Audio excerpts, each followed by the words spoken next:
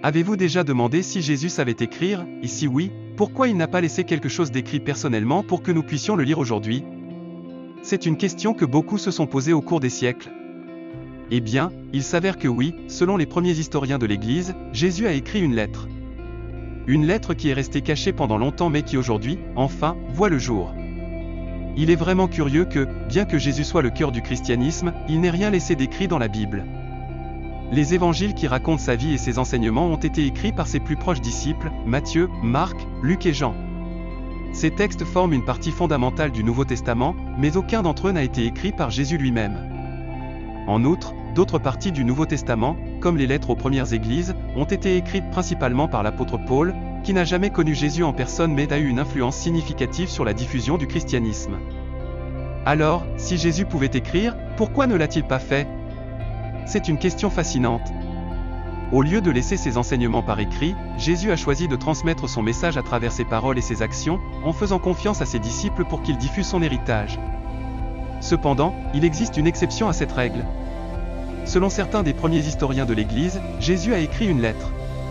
Ce document est resté restreint et inconnu de la plupart, mais il a maintenant été révélé. Pour mieux comprendre la lettre écrite par Jésus, il est essentiel de connaître le contexte historique dans lequel elle a été rédigée. Commençons par parler d'une figure clé de cette histoire, le roi Abgar V, également connu sous le nom d'Abgar le Noir. Le roi Abgar V gouvernait le royaume d'Édesse, situé dans ce qui est aujourd'hui le sud-est de la Turquie.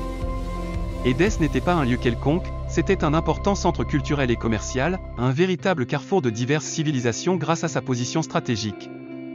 Édesse est devenu un point de rencontre pour les commerçants, les voyageurs et les érudits de différentes régions.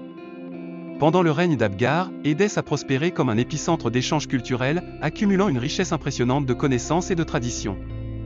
Abgar, un dirigeant notable pour sa sagesse et ses compétences diplomatiques, gouvernait avec un intérêt particulier pour les religions et philosophies émergentes de l'époque. Cet intérêt l'a amené à connaître les enseignements de Jésus, ce qui l'a finalement motivé à lui écrire une lettre. C'est au milieu de cette atmosphère vibrante et diversifiée que la fascinante correspondance entre le roi Abgar et Jésus s'est développée, une lettre qui, malgré le passage du temps, a réussi à ressurgir, révélant un fragment intrigant de l'histoire. En plus d'être un dirigeant remarquable, le roi Abgar V souffrait d'une situation personnelle qui le tourmentait profondément. Abgar souffrait d'une maladie chronique et débilitante qui lui causait beaucoup de souffrance. Malgré les efforts des médecins locaux, il ne trouvait ni soulagement ni guérison pour sa condition. Pendant cette période de désespoir, Abgar a entendu parler d'un homme extraordinaire qui réalisait des miracles dans une région lointaine. Cet homme était Jésus de Nazareth, dont la renommée en tant que guérisseur s'était étendue au-delà des frontières de la Judée. Les rumeurs sur ses incroyables capacités à guérir les malades et à réaliser des miracles sont parvenues aux oreilles du roi Abgar, lui remplissant d'espoir au milieu de sa douleur et de son désespoir. Le roi Abgar a décidé d'envoyer une lettre à Jésus, une missive chargée de profond respect et de révérence. Dans sa lettre, Abgar a exprimé son admiration et sa foi dans les capacités divines de Jésus, lui écrivant « Je t'invite à venir à moi et à échapper à la persécution que tu subis. Je crois que tu viens de Dieu. » Avec ces mots, Abgar ne cherchait pas seulement un soulagement pour ses propres souffrances, mais offrait également à Jésus un refuge sûr dans son royaume, loin des dangers et des hostilités qu'il affrontait en Judée. Cette lettre reflète non seulement la foi d'Abgar en Jésus en tant que guérisseur, mais aussi sa reconnaissance de Jésus en tant qu'envoyé de Dieu. La correspondance entre le roi et Jésus, poussée par le désespoir et l'espoir, devient ainsi un témoignage émouvant de la connexion humaine et de la quête du divin en temps de souffrance. Conscient de l'importance et de l'urgence de sa lettre, le roi Abgar a décidé de confier cette mission à un émissaire de confiance. Ce messager avait la responsabilité cruciale de trouver Jésus et de lui remettre le message du roi. Le messager est parti avec l'espoir de localiser Jésus, guidé par les histoires et les rumeurs qui circulaient sur son emplacement. Son voyage n'a pas été facile, il a dû traverser de longues distances et affronter divers défis en chemin. Cependant, l'importance de sa mission et l'espoir de son roi lui ont donné la détermination nécessaire pour continuer.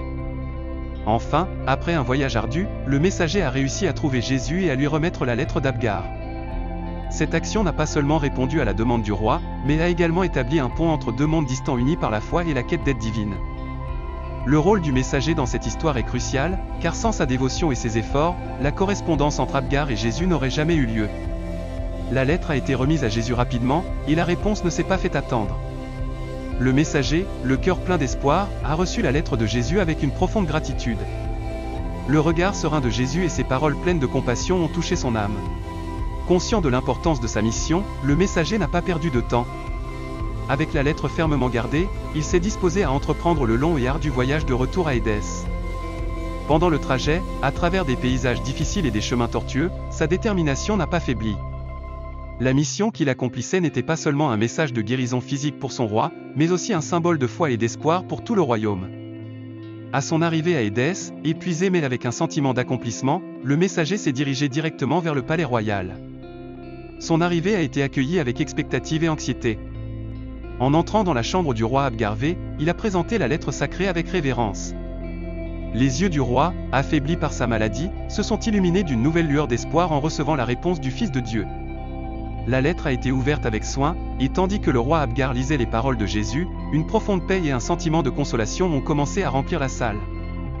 La promesse de guérison et la reconnaissance de sa foi ont apporté une nouvelle lumière d'espoir, non seulement pour le roi, mais pour tout son royaume. Jésus a répondu en disant « Heureux êtes-vous qui avez cru en moi sans m'avoir vu.